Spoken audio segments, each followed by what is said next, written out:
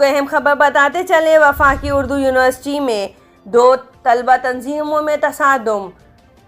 کراچی میں جامعہ اردو گلشن کیمپس میں 2 طلبہ تنظیموں کے درمیان تصادم، لاٹھیوں اور ڈنڈوں کا آزادانہ استعمال کیا گیا۔ دوران تصادم ڈنڈے اور پتھر لگنے سے متعدد طلبہ زخمی ہو گئے۔ اس موقع پر پولیس اور رینجرز پہنچ گئی۔ پولیس کے مطابق دونوں تنظیموں کے درمیان چند روز سے صورتحال کشیدہ تھی۔ چند طلبہ کے زخمی ہونے کی اطلاعات ہیں، لیکن ML نہیں کرایا گیا۔ یونیورسٹی کو طلبہ سے خالی کرا لیا گیا ہے۔ یونیورسٹی انتظامیہ سے کہا گیا ہے کہ وہ ذمہ داروں کا تعین کرے۔